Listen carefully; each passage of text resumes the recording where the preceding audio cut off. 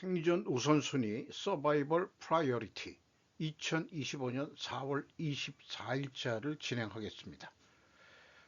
대립구도는 디커플링과 무역 균형이라고 표현을 해봤습니다. 오늘의 편집 내용 제목들이 되겠습니다.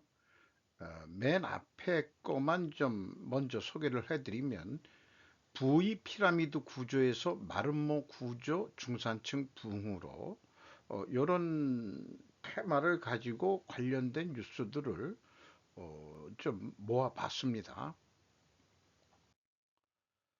뭐 여러 번 제가 작성을 해본 건데요.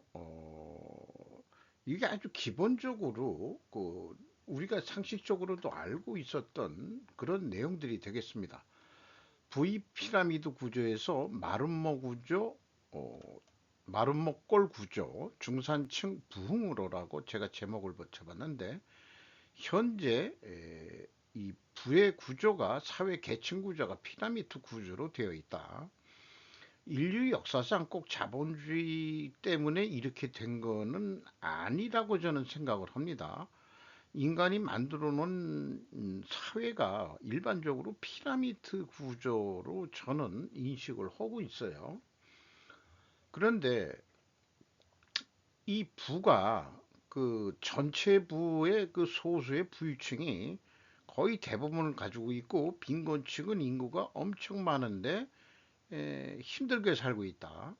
그러니까 돈은 역피라미드를 가지고 있다 이런 얘기예요. 이게 이제 문제다. 그래서 이런 경우가 심해지면은 사회가 혁명이 일어나죠. 공산주의 혁명이. 이렇게 되는 것으로 우리는 인식을 해왔습니다. 프로레타리아 공산주의 혁명으로 피라미드 구조가 바뀐 것도 아니다. 왜냐? 부유층이 공산당으로 바뀐 것 외에는 없다. 미안하지만은 제가 생각할 땐 그래요.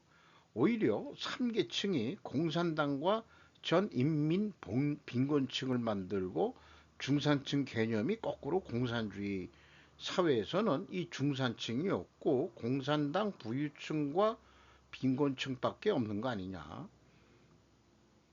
중산층이 과연 있느냐 공산주의 사회에서 이렇게 좀 물어보고 싶습니다. 뭐 물론 조금 믿긴 있겠지만은 그런데 최근에 미국에서 중산층의 부흥을 들고 나왔습니다. 그리고 한동훈 대표도 중산층을 들고 나왔습니다. 그래서 마름모꼴의 경제가 신보수주의의 정책 방향의 하나로 지금 이슈화가 됐는데 마름모꼴의 경제가 아마 이 정도 돼야 사회가 안정적이 되지 않겠냐. 부유층이 인의 수인데 이 가지고 있는 도 요 정도 되고 중산층이 인구수나 또 가지고 있는 부도 이 정도 크기는 돼야 되고 이게 역피라미드 이런 게 아니고 이 마름모꼴 안에 그만큼 그 다 가지고 있다. 이렇게 좀 볼 수도 있겠어요. 이게 이제 올라갔다 내려갔다 할 수는 있겠죠. 경계선이. 그래서 자본주의 경제에서 정치적 상류층은 분명 중산층의 지지를 얻어야 안정된 집권을 할 수 있을 것입니다. 그런데 중산층에 캐비어 좌파들이 많다면 이 중산층에 캐비어 좌파가 또 있어요. 현실적으로. 그러면은 미국과 같이 러스트 벨트에 있는 사람들이 보수가 되어버립니다. 이것도 아이러니한 얘기죠. 그런 현실 속에서 이런 피라미드 사회 구조가 마름모꼴의 사회 구조로 바뀐다는 것은 그야말로 혁명이 다시 한번 일어나야 되지 않는 한은 이렇게 되기는 쉽진 않은데 그 방향으로 가보자고 지금 일어나고 있는 것 같습니다. 그게 겉으로는 관세로 현재 좀 나타나고 있는 것 같고요. 뭐 긴 화살이게 되겠습니다만은 자 그리고 트럼프 장남이 다음 주 방한한다고 한국 언론마다 다 대문짝만케 그 앞면에 소개들을 했습니다. 음, 요거는 가져온 것은 김은영 기자가 조선비즈에서 4월 23일 날 보도한 내용인데요. 정영진 신세계그룹 회장 초청으로 방한을 한다. 요 사진은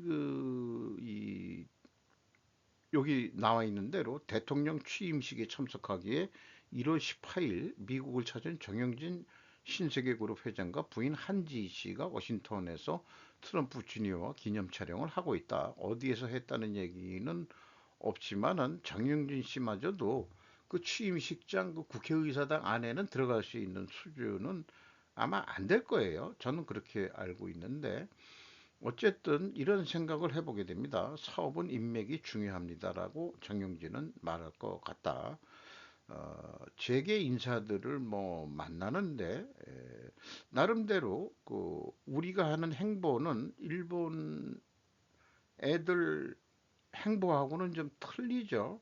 음, 뭐 국내 그 정치적인 상황도 있긴 있습니다만은 기업들도 나름대로 우리나라 정치 상황 속에서 생존해 보려고 이렇게 지금 움직이고 있는 거 아닌가 하는 생각도 들게 됩니다.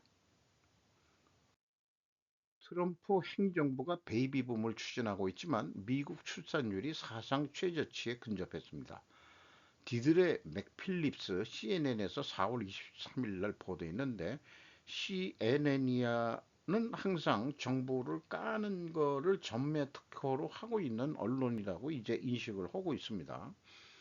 어쨌든 2023년 사상 최저치에서 1% 미만으로 증가하여 전년 대비 출산율을 훨씬 밑들었다. 이렇게 되고 고령 산모로 지금 이동하고 있다. 20대 때 아기 낳는 것보다 3, 40대 아기 낳는 그런 추세다. 이런 얘기고 문제는 CDC 질병통제예방센터인가요? 생식건강 부서의 3분의 2가 삭감되었다고 한다. 예산은 이런 거고 보복에 대한 두려움 때문에 익명을 요구했는데 그래서 그 예산으로 낙태 감시, 피임지침, 정맥주사 감시, 임신 위험 평가 등의 중점을 둔 프로그램들이 전체 팀을 잃었지만 이를 유지할 계획이 없다. 자, 이게 아기는 나라고 하면서 이게 이 CDC 쪽에 그거는 또 예산은 없앤다. 그러면은 어떤 대책을 가지고 있느냐? 어, 이렇게 추가 그 뉴스가 있습니다. 의견인데 트럼프 팀 여성이 더 많은 아기를 가질 수 있도록 디스토피아 계획 초안 작성. 왜 이 많은 아기를 갖겠다는 것을 디스토피아 계획이라고 언명을 했는지 모르겠어요. 말콤 퍼거슨이 더 뉴 퍼블릭이라는 데서 4월 22일 날 보도한 내용인데요. 부모이거나 기혼자인 지원자에게 폴브라이트 장학금의 30%를 예약을 해주고 부담을 해준다 이거죠. 어머니에게 5천 달러를 지급하는 등의 옵션을 모색하고 있다. 우리나라도 애 낳으면 지금 돈 주겠다고 그러고 있죠. 이런 거를 지금 검토하고 있다는 얘기예요. 그래서 그 미국 그 백악관 홍보 공보 비서가 대통령은 미국이 모든 아이들이 안전하게 성장하여 아메리칸 드림을 이룰 수 있는 나라가 되기를 원합니다. 이렇게 이제 얘기를 했다는 거고, 어머니로서 저는 다음 세대를 위해 더 나은 나라를 떠나기 위해 그 더 나은 나라로 가기 위해 중요한 조치를 취하고 있는 대통령을 위해 일하게 되어 자랑스럽습니다. 완전 트럼프 충성맨이죠. 공보 그 캐롤라인 리빗 그 대변인은 이 우익 발음주의 원동력은 당연히 프로젝트 2025와 그 중심의 백인 민족주의자들입니다. 이게요. 그게 흑인만이 아니고 사실 백인들이 애를 안 낳고 있는 거니까 이런 거로 또 좀 꼬집고 있습니다. 또한 JD 벤스 부통령은 3월에 생명을 위한 행진에서 더 많은 미국의 아기와 더 많은 아름다운 젊은 남녀가 아이들을 양육하기를 원한다고 언급하며 출산에 초점을 맞췄습니다. 그는 또한 민주당을 반아동 성향의 아이 없는 고양이 아줌마들로 가득 차 있다고 악명놓게 묘사도 했다는 표현을 하고 있습니다. 어, 어쨌든 그 낙태 금지는 뭐 원칙적으로는 옳죠.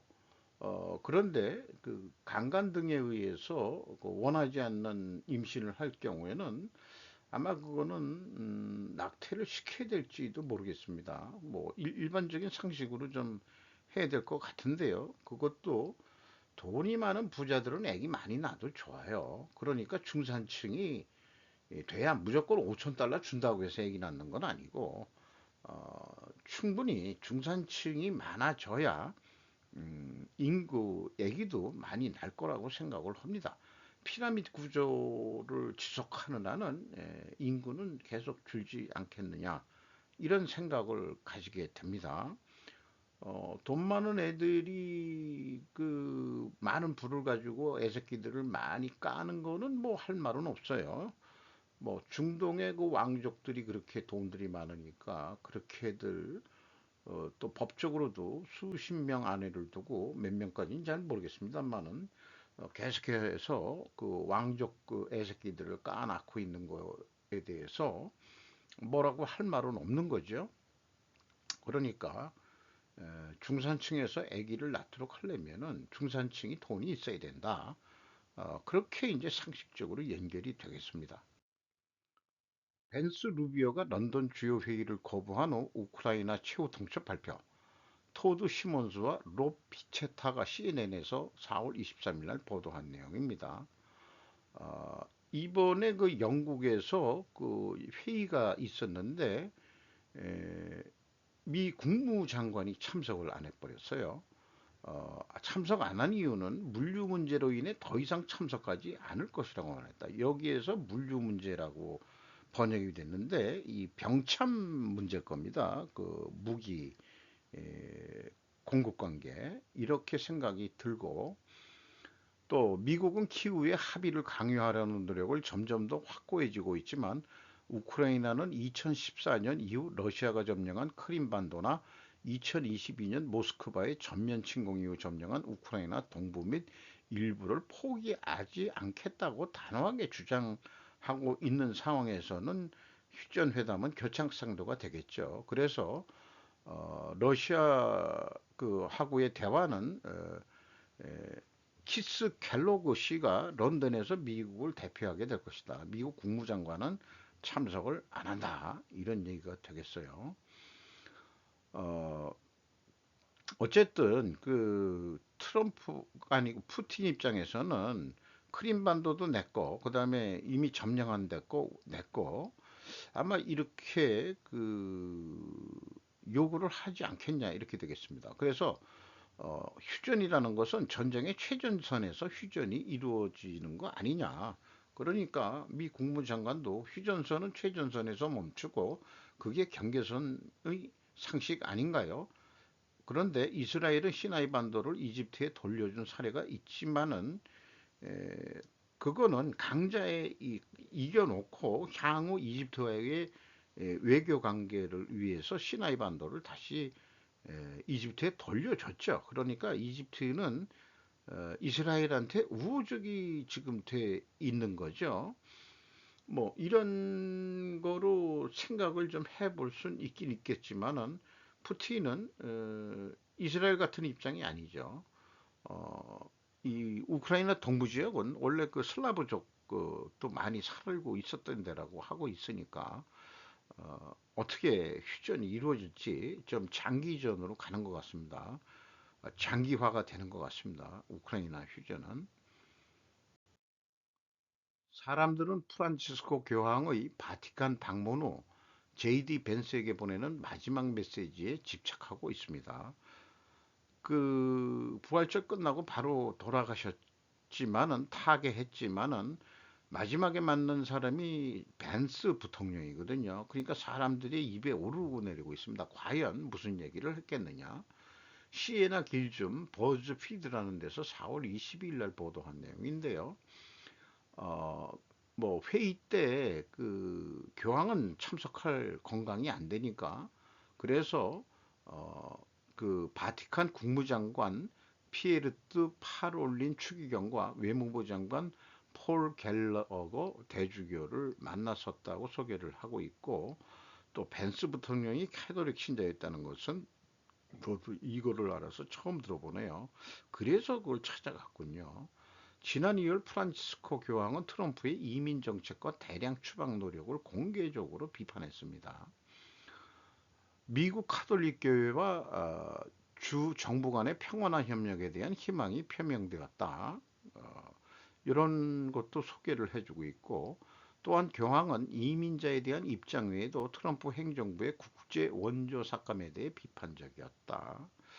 이런 얘기. 근데 국제 원조 기금이 이상한 데 쓰인다는 것도 좀 문제가 있는 거로는 알고 있습니다. 어쨌든 그 후 교황이 사망 후 사람들은 그가 벤스의 방문 후 얼마나 빨리 사망했는지 지적했습니다. 프란시스와 벤스의 만남 영상과 함께 X 사용자 안티 트럼프 캐나다는 그래서 그는 이중 폐렴에서 살아남았지만 신정주의적이고 권위주의 악취에서 살아남지 못했습니다. 이것은 미국 지금 정부를 까고 있는 얘기죠. 그 벤스가 가서 뭔 얘기를 했는지 모르지만 만나자마자 만나고 바로 죽었다 이런 얘기예요. 그러니까 프란치스코 교황님 편히 쉬세요. 이렇게 해서 의혹을 내세우는 것 같습니다. 글쎄요, 이런 것들이 그냥 저기 죽을 때가 돼서 죽은 거 아닌가 생각도 합니다만은, 영국을 대표하는 방위 메이커 BAE 시스템즈가 폭약 생산 능력을 대폭 확대한다고 하는 정보, 적국에 의한 공격을 상정해 신생산 거점은 3개로 분산한다고 한다. 기무라 마사토가 뉴스위크 일본판에서 보도를 했습니다. 영국의 방산기업이 BAE 시스템즈라는 데가 있는 모양인데요. 2년간 16배 증산할 계획이라고 이렇게 보도가 나왔습니다. 155mm가 나토의 표준 포탄 사이즈인데 우리나라도 요거하고 일치를 하고 있죠. 그래서 미국의 국제무기 거래 규제 우려도 있고 유럽 방위 지출 최대 8천억 유로까지 늘리는 상황에서 또 러시아가 매일 1만 2천 발의 포탄을 발사하는 반면 매일 우크라이나 측은 약 7천발, 북한은 러시아 군수의 약 50%를 공급하고 있다. 그 북한에 지금 포탄이 없겠네. 열심히 좀 우리나라도 만들어 놔야 되겠네요. 단기적으로 우크라이나 지원을 최우선적으로 한다. 영국은 최대 과제는 각국의 협조를 어떻게 재촉하는가. 이유는 앞으로 더 강한 협력 인센티브를 설계해야 한다. 유럽의 안전보장의 미래는 가맹국의 결단에 달려있다고 지적한다. 뭐 자기네들끼리 EU까지 만들어 놓은 입장에서 나토를 유지하기 위해서는 각국의 그 입장이 서로 협력이 돼야 되겠죠. 뭐 당연한 얘기는 같습니다만 어쨌든 포탄 생산을 16배 늘린다. 이렇게 얘기하는데 이 생산을 하는 데 있어서 그 공격을 안 당하려고 수송 컨테이너 공장이라는 식으로 움직이는 공장 같은 느낌이 들고 있습니다. 1. 인도 상호 관세로 합의 얻으려고 하는 미국 쟁점은 뒤로 미루고 중앙일보 일본판인데 지금 현재로서는 관세를 일단 때려놓고 그 다음에 미국의 행보는 상호 관세로 합의를 얻으려는 이런 모양새를 보여주고 있는 거 아니냐 이런 얘기인데요. 교황 사망 후에 바로 인도로 또 간 모양입니다. 그 벤스 부통령이. 근데 인도가 450달러 미국한테 무역 흑자랍니다. 그래서 26% 관세가 떨어졌고 일본은 지난해 680억 대미 무역 흑자 이거였는데 24%고 이 기사에는 한국은 없는데 우리가 조사를 해보면 한국이 26% 관세를 맞았죠. 어, 한국 무역협회의 집계는 556억 달러 무역 흑자라고 잠정 집계가 됐지만은 다른 통계에서는 우리나라 뉴스가 660억 달러, 대미 무역 흑자, 일본은 680억 달러인데 거의 맞먹는 무역 흑자를 지금 내고 있습니다.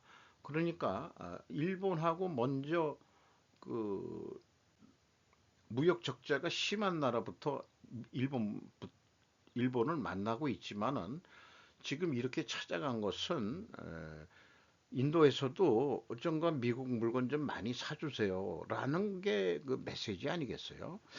근데 바티칸에 가서 미국 입장에서 바티칸하고 무슨 경제적으로 뭐가 있는지 그게 그 분야는 전혀 제가 이해하기가 좀 어렵겠네요.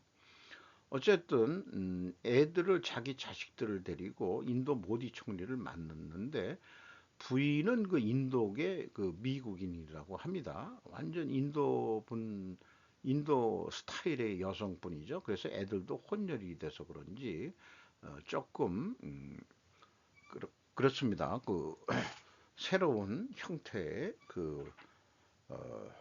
그러니까 세계가 자꾸 섞이면은 서로 얼굴들이 다 비슷해질 거예요. 우리나라도 서양 사람들하고 지금 많이 섞이고 있는 중이기도 하죠. 그거이 중요할 것 같습니다.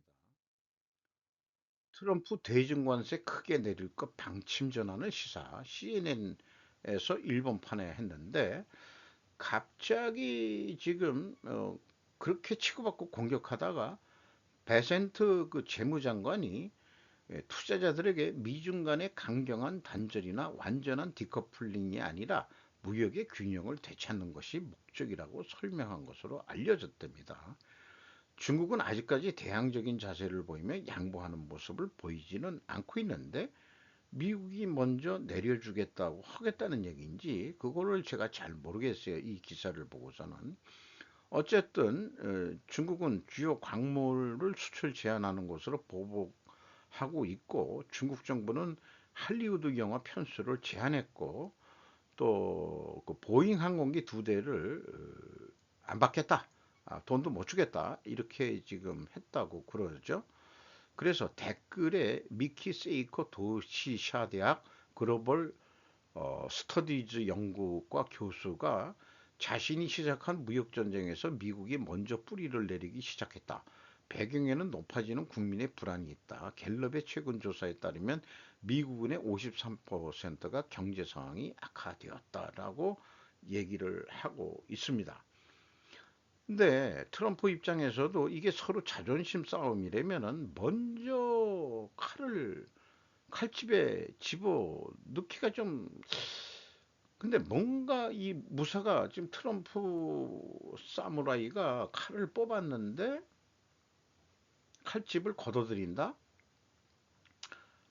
그러니까 무사도 그 명예가 있기 때문에 칼집을 걷어들일 때는 뭔가가 있을 거예요. 그게 무엇일까? 요거는 우리가 뉴스를 통해서 알기는 좀 어려울 것 같습니다. 아, 뭐 내려줄 수도 있다. 그러나 0%는 아니라고 답변을 했다는 거예요.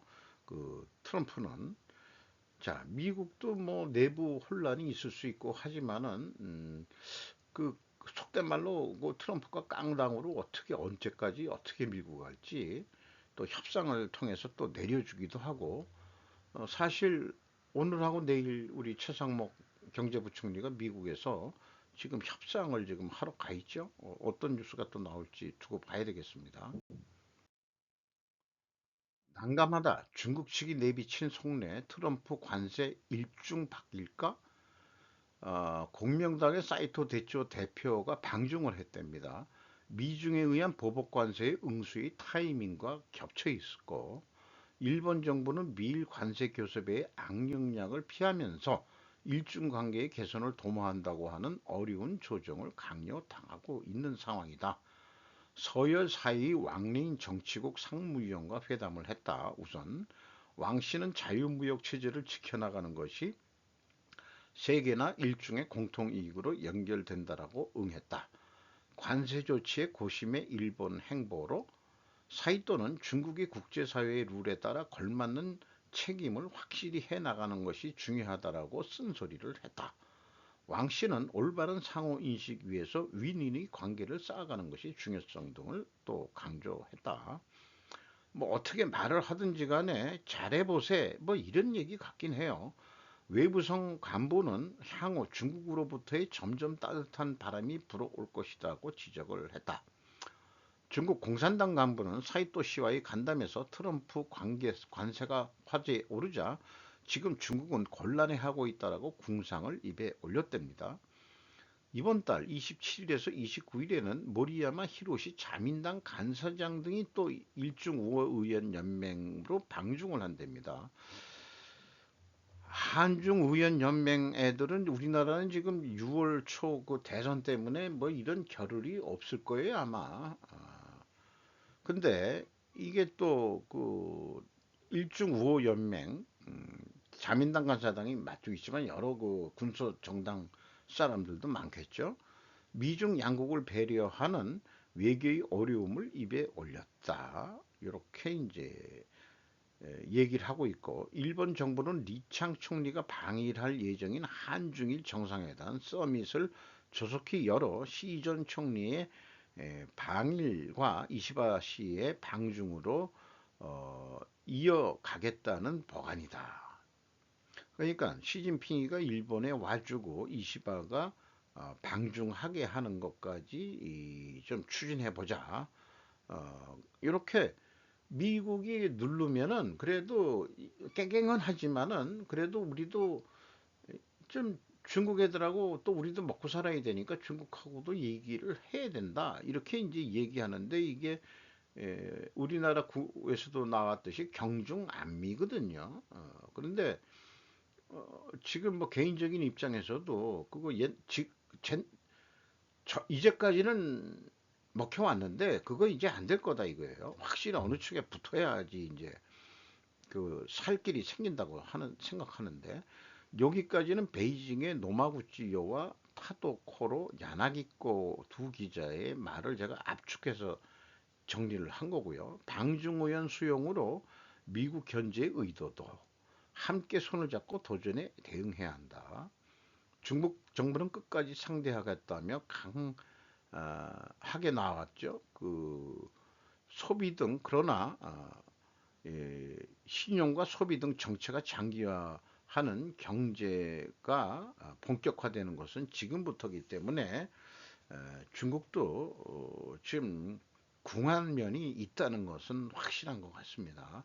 그러니까 뭐 추파를 던져서 어, 일본 의원들을 그 오게 하고 어, 그렇죠. 걔네들의 떼국의 자존심이 일본을 먼저 자기네들이 방문하는 건 아니죠. 압박을 일본이 받으니까 그렇게 추파를 던지니까 냅다 하고 일본 의원들이 중국으로 호롱 날아가 가지고 어, 그 트럼프한테 뭔가 쇼잉하는 것 같은 그런 느낌이 들죠. 그 일본 이런 거 볼 때 우리가 좀 약삭 빠르다. 일본은 경제적 동물이다 하는 말이 또 생각이 나네요.